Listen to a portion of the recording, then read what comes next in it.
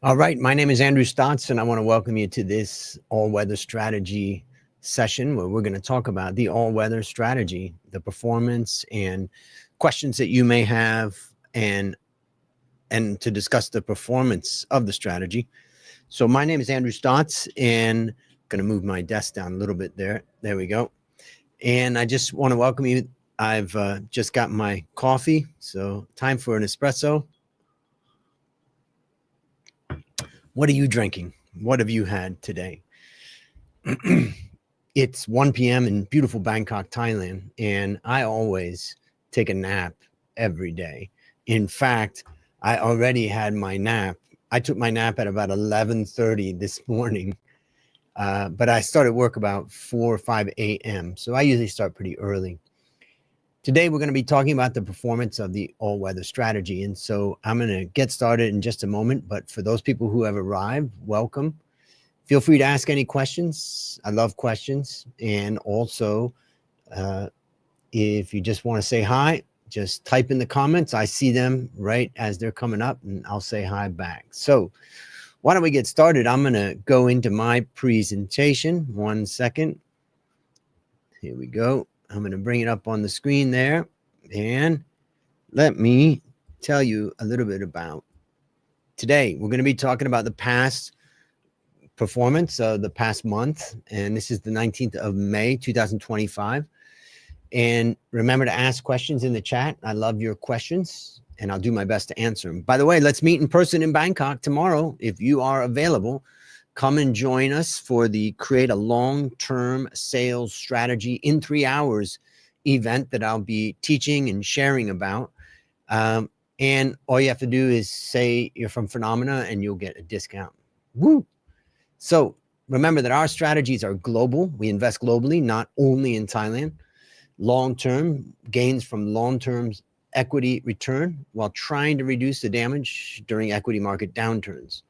Diversified globally across asset classes, regions, sectors, and companies. So when you think long-term, think decades, not years. Warren Buffett said our favorite holding period is forever. And he also said, if you aren't willing to own a stock for 10 years, don't even think about owning it for 10 minutes. Long-term. Remember why we're here, to build wealth over the long term. There's 6 pillars of investing as I see it. Number 1 is invest in stocks. Stocks have generally outperformed bonds and gold, offering a share in the value created by a company's management. Number 2 is reduce risk. Diversify your portfolio across companies, sectors, countries, factors, and asset classes to minimize overexposure to any one area. Contribute regularly. Use disciplined dollar cost averaging to reduce the emotional risk of investing. Number 4, stay invested. Think long term. Be patient. Remember, the benefits of compounding happen over decades. Number 5, maintain discipline. Follow your investment plan to avoid acting based on emotion. And continue learning. Enhance your skills, your investing skills, by staying informed and learning from successes and failures. Now, we create our strategies for many decades. However, not even a decade is long term. This is me when I was a young boy. And this is me when I moved to Thailand, and this is me at 100. By the way, I had someone come to my house to apply for the job to take care of my mother. She's 87 years old. And the lady said, when I told her I was 60, she said, "No, I thought you were 40. Okay, that was very nice. Our aim is to create strategies that perform over many, many decades. In fact, last week, I met one of our AWS followers, Dr. Patana Deng Amnue. And what did he say? He said, "What I like about your approach is that you're thinking in decades. That's uncommon and it matters. I appreciate meeting all of my followers and hearing what you have to say." Remember that my book, How to Start Building Your Wealth, Investing in the Stock Market, is available in English and Thai at a range of booksellers in Thailand. And it's also available as an online course. So our target is to deliver steady returns over the long run. AWS, the red line, launched in February of 2019, and we target 6% per annum. All Weather Alpha Focus launched in October 2021, and we target 8% per annum. And All Weather Inflation Guard launched in July 2022, and we target 4% per annum. Now, from when we started All Weather Inflation Guard in July of 2022, the strategies are performing almost as expected. Recent rankings show the moderate risk All Weather strategy slightly outperforming higher risk All Weather Alpha Focus, while low volatility All Weather Inflation Guard delivered the lowest return. But of course, that's the plan. That is a very low risk and hence low return. Look at how flat that green line is. Now, since that time, all strategies have had lower volatility than world equity. World equity is that brown line there. And of course, what it means when we mix asset classes, we reduce equity downturns or drawdowns, though this also limits the gains during the market booms. And so what you see is we miss the tops, but we also miss the bottoms. So I want to welcome everybody here. We're talking about the performance of the strategies, but before we get into performance, just let me talk to you directly. I appreciate you taking the time. Today's Monday. It's a little bit after 1. And I want to welcome you to this session. Today, we've got a chance for you to answer any questions or ask any questions that I can answer about the strategy, about gold, about crypto, about the US, about Trump, about tariffs. Goodness, there's so many things out there, and I'm looking forward to your questions. So feel free to type your questions in or just type in what it is that you are drinking. Tea, coffee, what? All right, let's go back in, and I'm going to talk a little bit more. Let's look at the performance. Now, All Weather Strategy gained 2.2%. All Weather Alpha Focus lost 1.3%, and All Weather Inflation Guard gained 0.3%. Remember, last time it was All Weather Alpha Focus that was doing really well, and All Weather Strategy was doing poorly. So things flip at times. So here we can see All Weather Strategy has 65% in equity, 25% in bonds, and 5% in gold and commodities. And you can see also here that our exposure is mainly developed Europe. US exposure is only 5%. China exposure is 25%, and global bonds is 25%. So we are in a relatively defensive stance with All Weather Strategy. Now, since inception, the strategy was up 51.3% and 20.4% above a 60-40 portfolio. In the past month, the strategy was up 2.2%, which was on par with the 60-40 portfolio. Our 25% allocation to developed Europe did well, while China underperformed relative to world equity. And our 25% allocations to global bonds did poorly in the past 30 days, but not as poorly as if we were significantly overweight gold at this moment in All Weather Strategy. We're not. As I said, if we go back and look at it, we can see right now we're 5% exposure in gold. And so it was a tough fall in the past month for gold, and therefore we have less losses because we had a low position in gold. Now, the strategy has added 0.6% value compared to a 60-40 portfolio in 2025. As you can see, AWS was up 3.1% and the 60-40 was up 2.5%.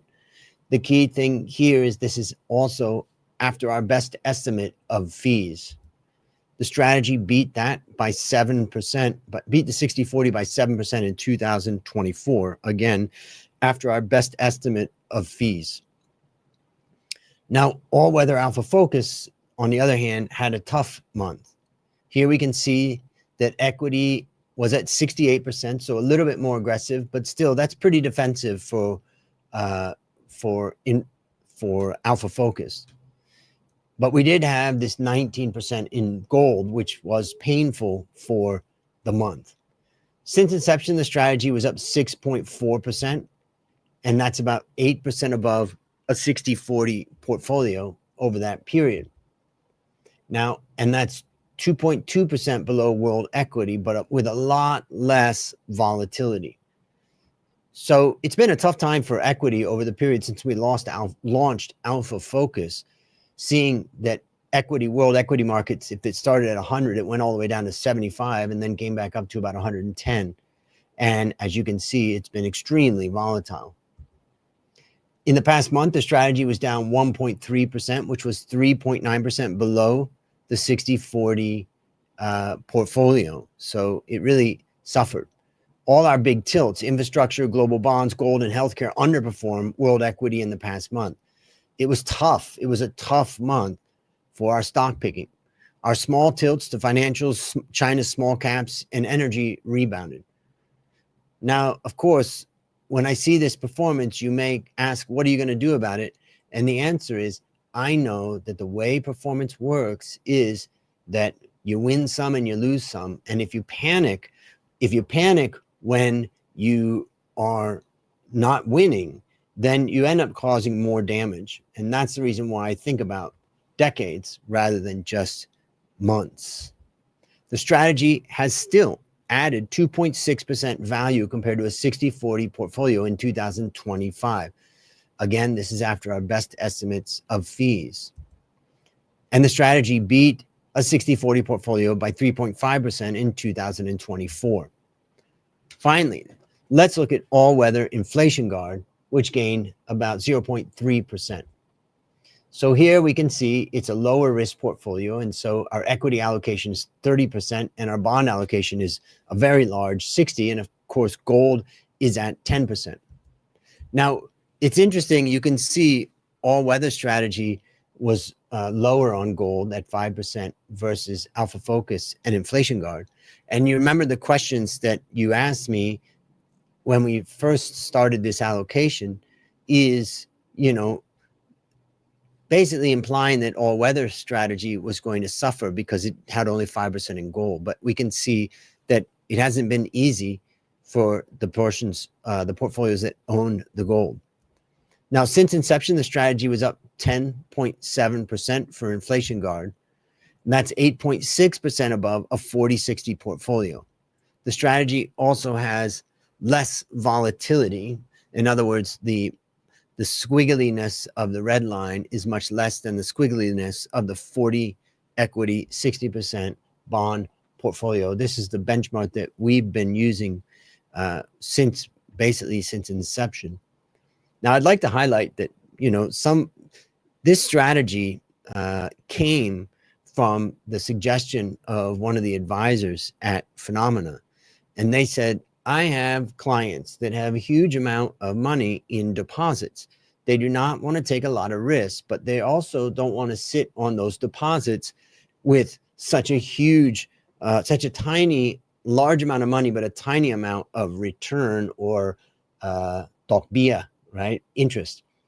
And what we came up with was this strategy so that it would try to give some positive return higher than the deposit rate and yet be low risk. And I would say it's done what we planned.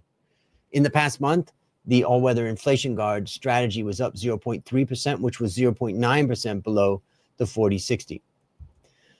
Our 5% allocations to financials and infotech rebounded.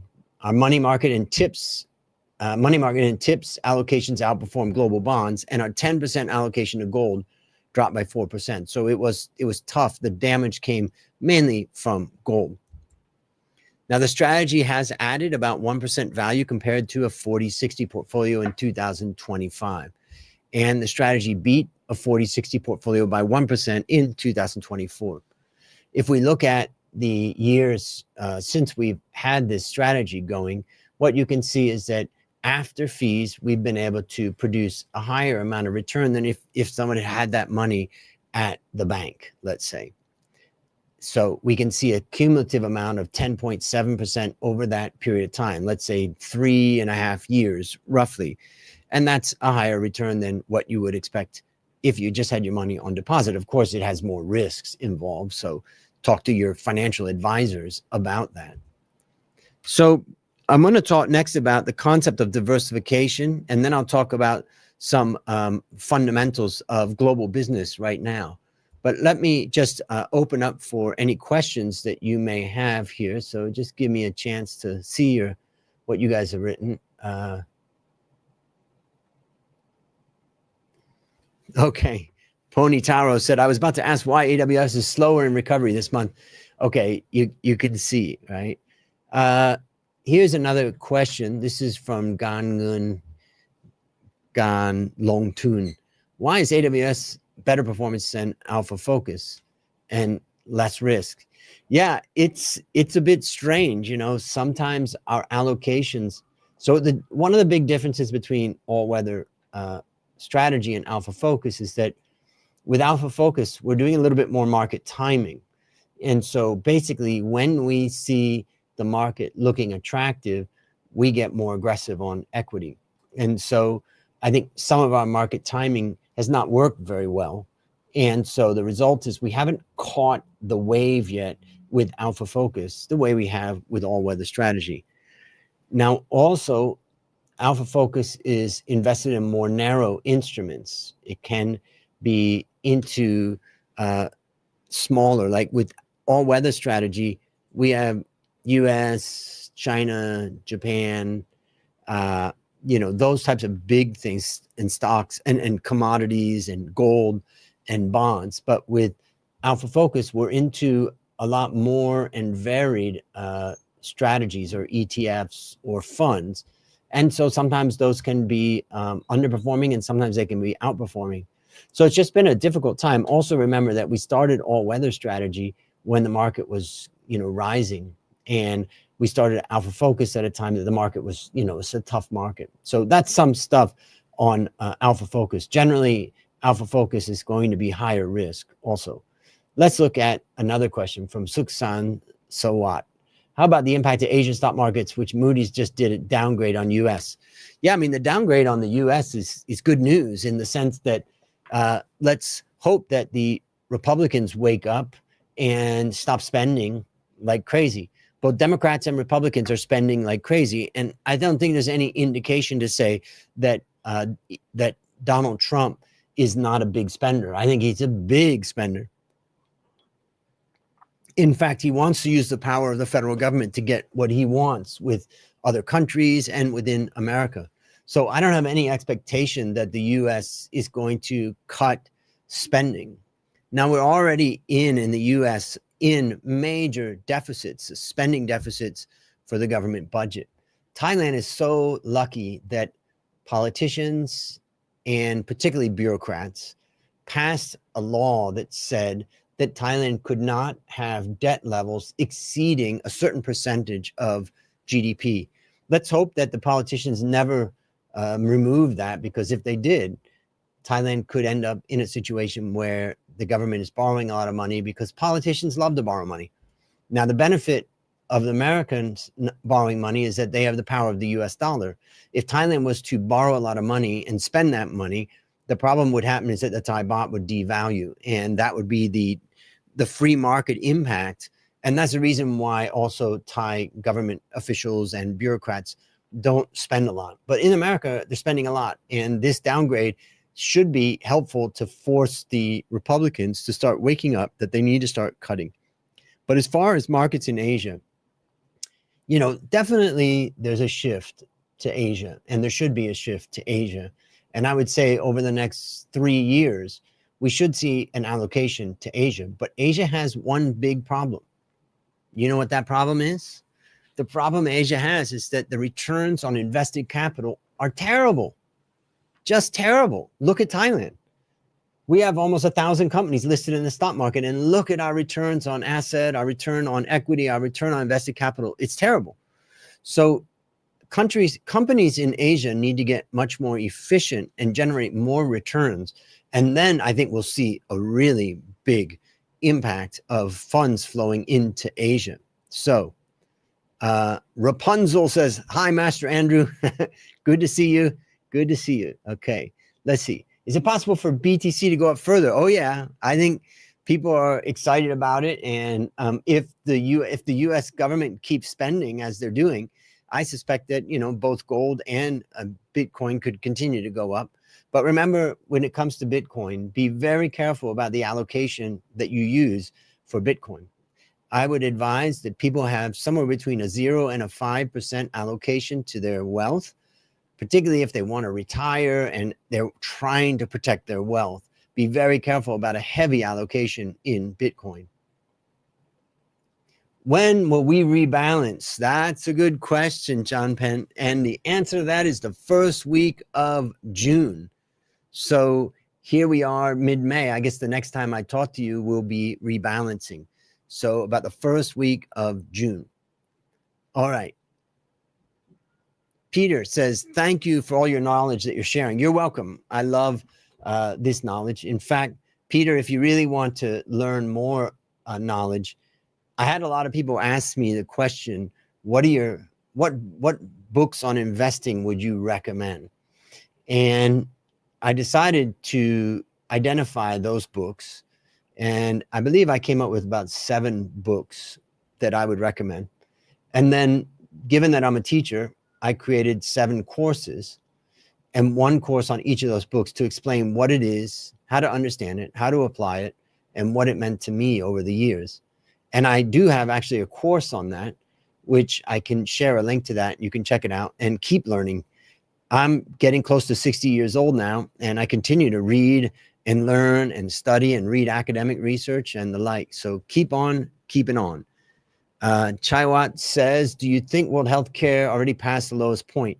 You know, it's interesting. I was just looking at global, the global sector performance, not of the share price, but of the net profit margin. And I was sad to see that world healthcare really has seen returns fall over the last, let's say, 5 to 7 years. Hopefully they've reached a bottom and then they will come back up. So definitely they've fallen. The question is, can they recover? And I would say generally, yes. Remember that these are some of the most profitable companies in the stock market. So eventually I think they will come back. John Penn says, what's your view about gold? Should you invest more? I wouldn't invest more in gold right now just because it's already had a huge run. Now, one of the things you'll notice about my investment style is I never go to 0 and I never go to, let's say, 50% into one narrow asset or asset class. And so the result of that is that I have 5% gold in all weather strategy. And when I'm at my highest point, I'll have 25%. But maybe I'll go back to 25. I don't know what's going to happen for the first week of June, but I would suspect that I probably won't go back to that. But having some exposure to that is generally good. Benz, good to see you. Welcome. All right. Now, by the way, I've got a link right there in the comments. The course that I wrote is called Invest Like a Pro, and it's just an online course. And there's a link to it right there. You can go check it out. And that will give you a little bit more knowledge. I put that up because Peter mentioned it about it. Now, I'd like to go back to my presentation and talk to you about some concepts that I've been thinking about. And I want to walk you through them so that you can think about them for your own application. So let me do that. Here we go. All right. So diversification helps you weather the storm. Now, when Trump imposed tariffs, markets crashed. And when there was a pause on Chinese tariffs, stocks rocketed. This is a hilarious meme of J.D. Vance. I happen to like J.D. Vance because he comes from Ohio, where I grew up. So I like that. And I read his book, The Hillbilly Elegy, and I think it was a really well-written book. And, you know, he had a tragic life and he came out of it. And so I appreciate that. Now, it certainly has a huge impact on a stock portfolio. I don't think that Donald Trump said that, but I think somebody who doesn't like Donald Trump made that. Now, last month, I showed you that panic selling is common and can be costly. Due to the concept of clustering, your losses could grow as you risk being out of the market on the best days as well. But how to create a portfolio where you can stomach the volatility and weather these storms? Well, I'm going to show you some of the secrets of the all-weather strategy and how we get there. Diversification is one way, and all our allocation strategies are diversified globally across asset classes, regions, sectors, factors, and companies. Now, an asset class is a group of investments with similar financial characteristics, behavior under market conditions, and risk-return profile. They've got to be different from others. Now, there's 6 major asset classes: equities, fixed income, cash, real estate, and I would exclude REITs from those because REITs are already listed in the stock market. So I wouldn't think about real estate of being REITs, but I would think if you own a house, so you own land, you own a condo, something like that, I would think about that being a property. And there are mutual funds and ETFs that have, for instance, land as an asset class. And then there's commodities, which are physical goods like gold as an example, and alternatives like crypto or private equity or private credit. These are what I would consider to be the 6 major asset classes. Now, Nobel laureate Harry Markowitz said diversification is the only free lunch in investing. Now, during my PhD studies, I published a paper on diversification together with my professor. The title of the paper was called 10 Stocks Are Enough in Asia. I can't believe that was back in 2014. Ugh, incredible. And the abstract, I'll just read what it says. In fact, I'll zoom in on the abstract so you could read it if you're reading it. It says, this paper looks across 13,000 stocks in Asia, excluding Japan, over 10 years to determine the optimum number an active manager should hold to reduce unsystematic risk. We randomly select stocks for inclusion in equally weighted portfolios that are held for 1 year and then are reselected based on the new year's universe. We find that 10 stocks remove 64% of unsystematic risk, and after this, the marginal impact reduced significantly. An additional 10 stocks will only take this number to 74%, but will drive the active fund's performance closer to that of a passive fund. So let's look at what the key chart in that research was. Basically, the red line is what you would consider an active portfolio, and the dotted line is what you would consider a passive portfolio. And what we could see is that by the time, in this research, what I showed is that by the time we got to 10 stocks, what you can see is that most of the risk, let's say roughly 8 versus 16, most of that risk was gone. So you really don't need more than about 10 stocks to reduce most of the risks. Now, you could go to 50 and reduce almost all, but even at 50, what's going to happen is that you're going to have performance that's much like the passive or market performance. So therefore, if you're thinking about beating the market or you're looking at someone to beat the market, generally what you want to look for is somebody who has number of stocks of maybe 10 to 20 stocks. Then they have a chance of beating the market. While not an entirely free lunch, diversification can significantly reduce risk while maintaining a high expected return. So we aim to keep risk as low as possible for our target return and use diversified mutual funds. Now, but adding more assets doesn't always give a lot of diversification benefits. If 2 assets are highly correlated, diversification benefits are slim to none. So we prefer to add uncorrelated assets to get the most diversification benefits.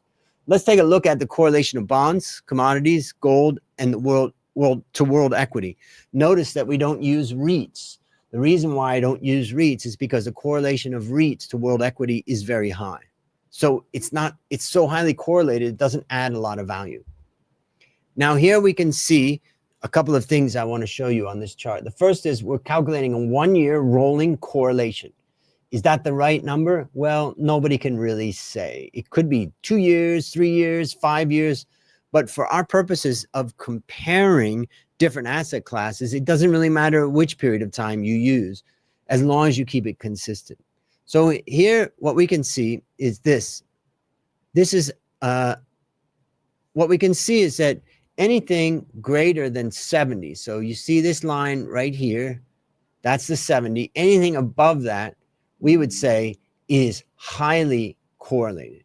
And anything below this 70 here at the bottom has low correlation. And of course, between those lines is moderate correlation. And of course, between, you can see I've also put in the positive 20 and minus 20. And you can see that that is what we would consider to be a uncorrelated range. So now what we can see is that, in fact, bonds only occasionally hit 20%. And so these are very low correlation assets. We want them in our portfolio. Bonds diversify well, and that's the reason why we have them in the portfolio. So now let's move on and let's look at the next one, which is gold. I should have made a gold line, huh? That's a green line. But here you can see that gold generally has a higher correlation. It adds good diversification benefits, right? It's below the 70 for sure, and it's down in around minus 20 to positive 40. Now, what about commodities? Whoa, you can see that at some points, commodities correlation can be very high at the 70% level. Now, sometimes it can come down low, as we've seen in the past when the blue line was lower, or recently it's actually come down a bit for commodities diversification to a portfolio. So at times, commodities adds diversification benefits to a portfolio of stocks, of course. But quite often, the diversification benefits are low as the correlation is too high. In other words, it's moving together. When it's at 70%, it means the stock market may go down by 10%. This will go down by 70%. But think about this one. Here's an interesting one. Let's look right here. Let's look at the bottom left of the chart.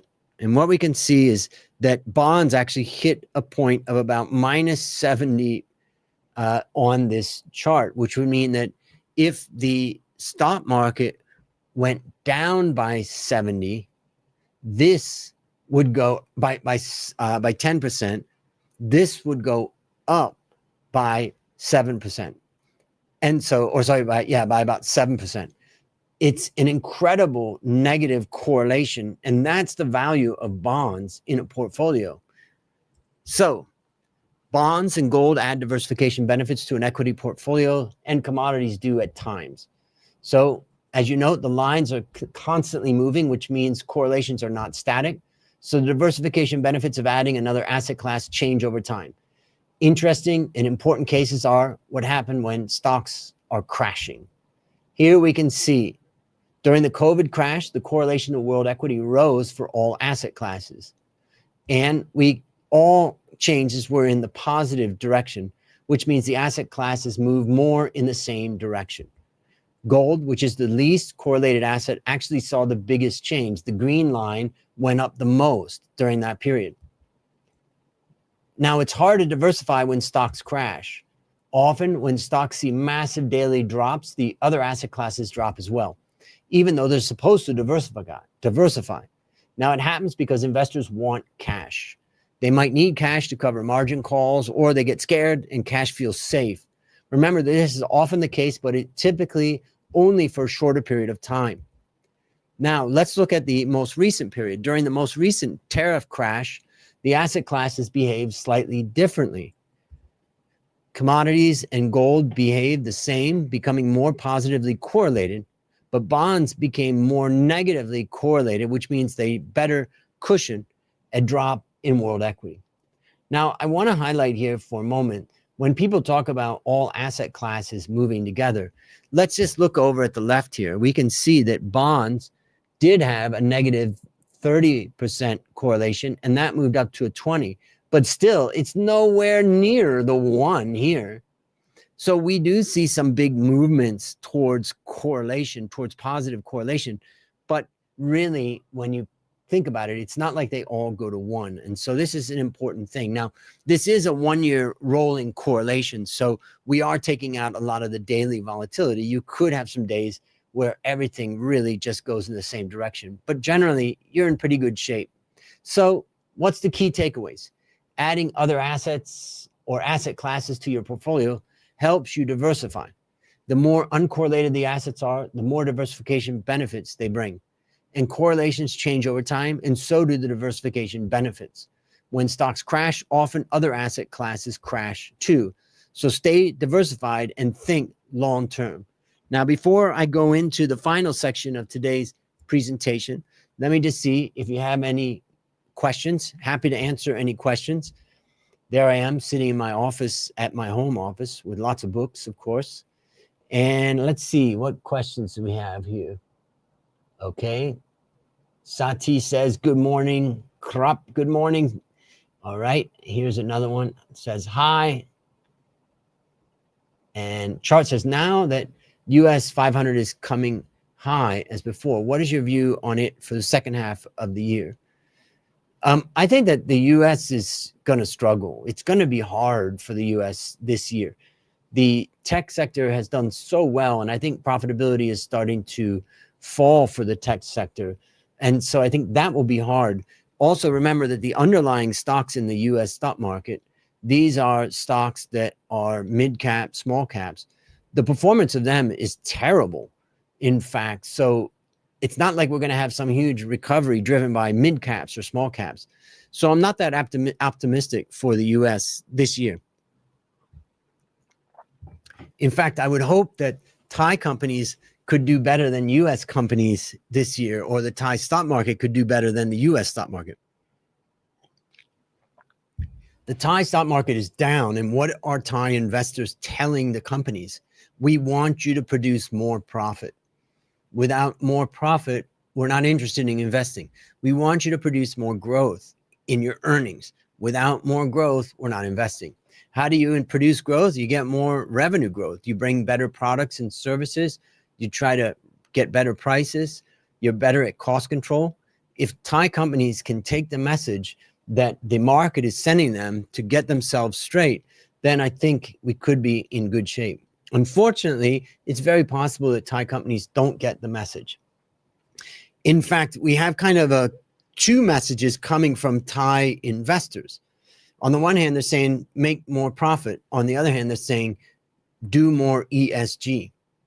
And true ESG, of course, is going to cause loss or less profit. And so by asking them to do so much ESG, it's quite possible that it's part of the seeds of the destruction. Tanawat, good to see you. Nice to see you. Looking so good in that photo there. And next 6 months, which country will potentially get positive impact from current situation? I'm not exactly sure of the answer to that because there's so much that's changing. But if you look at our position as of right now, we think that China's going to get some benefit. You know, China's been beaten down pretty hard by the Biden administration. Trump has come in and beat them hard right now. But I think that they'll come to a compromise, and we probably will see a rise in China. And remember, every time the U.S. beats down China, China gets stronger because they go internally and work things out. Let me go now to my last part of today's presentation. I think you're going to find this interesting. So I'm going to pull it up on the screen there, and then I'm going to go to that presentation. One moment. All right. So let's look at this. Another thing you can do is try to filter out all the noise and look at fundamentals. At A. Stotz Investment Research, we have a massive data set where we can look at company fundamentals from 1995 until today. This data set includes more than 9,000 companies on average. And when we look at the fundamentals on a global level, we exclude financials and real estate, as these sectors are very different. Here we can see revenue growth recovered in 2024, but stayed below average. So globally, revenue growth looks pretty bad. While better than 2023, the revenue growth could signal a slowdown in the economy. The next thing is to look at operating margin, or what we call EBIT margin. Companies remain highly profitable on the operating level. You want to understand why Thai companies and the Thai stock market's underperforming? It's this chart. Look at this chart. What this chart says is that the last 10 or 15 years has seen very strong operating profit of about 11% for global companies. But if you look at this number for Thai companies, it's down, down, down. So that's the reason why the Thai market has been suffering over the years. While the operating margin has come down from a peak of 11.6 in 2022, it remains in the double digits. Very good profitability. Companies keep a strong operating performance even as sales growth slows. This is driven mainly by U.S. companies. U.S. companies have been able, particularly the large ones, have been able to maintain super strong margins. And that's allowed the U.S. market to perform well without going into an extreme bubble. Now let's look at net margin. Profitability is still strong. Here we can see net profit margin is dropped from 8.2 in 2021 and 2022, but remains high at about 7.5. What's the net profit margin of Thailand? It's a disaster. In fact, if you were to chart Thailand on here, which we could have, it's going to go down, down, and down until it's at maybe 4%. And that's the reason why the Thai stock market has been collapsing. As long as companies cannot produce strong profitability and strong growth, the market and investors, that's you and me, are going to punish them. So that helps us understand what's happening in the world, but also in Thailand. Based on the high profitability, companies should be able to handle a slowdown in sales. I think what you can see from this is that the world is not in an emergency. If you thought there was going to be a huge collapse in markets, I don't think so, because the underlying profitability has been strong. So the key takeaways: revenue growth recovered in 2024, but stayed below average. Companies remain highly profitable, and businesses should be able to handle a slowdown in sales. Now, before we get into the Q&A, I studied with the father of the quality movement when he was 92 and I was 24. And what drove Dr. Deming was his mission to help U.S. firms improve quality. He inspired me to pursue my mission over the remaining 30 years of my career. That means from today forward, to help mid-sized family businesses double profit in 12 months. Guaranteed.